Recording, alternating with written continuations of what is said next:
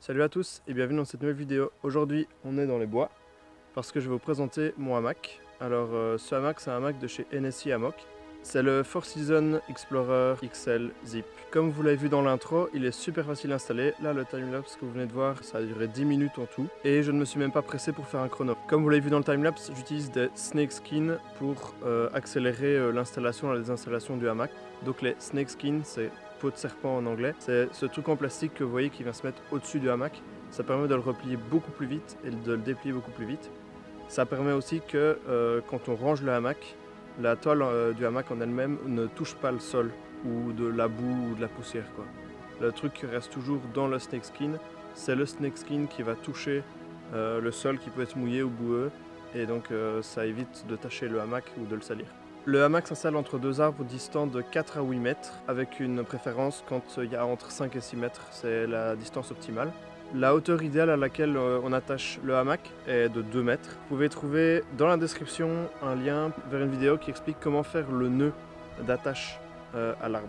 On a des attaches, des bandes noires de tissu qui viennent entourer l'arbre.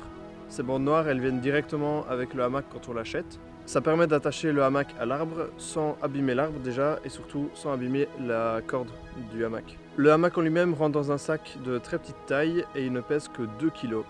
Donc facile à transporter avec vous dans vos randonnées. Le hamac peut tenir un poids maximum d'environ 140 kg. Comme vous pouvez le voir, il s'ouvre avec une tirette. À l'intérieur, vous avez même une petite poche pour mettre vos effets personnels. Les deux petites cordes sur le côté du hamac permettent de tendre une diagonale secondaire. Ça permet de se coucher en diagonale et d'avoir le dos qui reste droit. Dans beaucoup de hamacs qui ne sont pas professionnels, j'ai envie de dire, on se retrouve couché donc, sur la longueur avec le dos courbé. Et donc on attrape assez vite des mal de dos avec ce genre de truc. Tandis que ici, avec le système de diagonale, on se couche en diagonale et on a le dos droit. Donc pas de mal de dos si vous enchaînez plusieurs jours à dormir dans le hamac. Ce hamac permet de descendre à des températures qui vont jusqu'à 4 degrés Celsius. Il est muni d'un double fond. Dans ce double fond, on peut glisser un petit matelas isolant. Cet isolant va nous permettre de descendre sous les 0 degrés. Cet isolant n'est pas fourni avec le hamac, il s'achète en plus et si je me rappelle bien, c'est une quarantaine d'euros.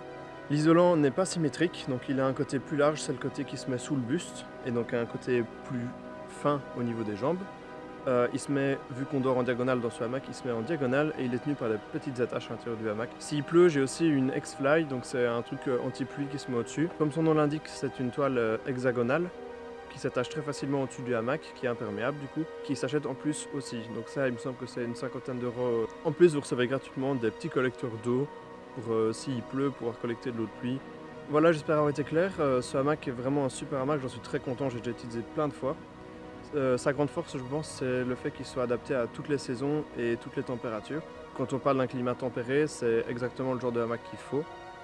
Il se déplie facilement, il se replie facilement, avec le X-Fly, il est imperméable. C'en est tout pour aujourd'hui, on se retrouve la semaine prochaine dans une nouvelle vidéo. N'hésite pas à laisser un commentaire et à partager si ça t'a plu.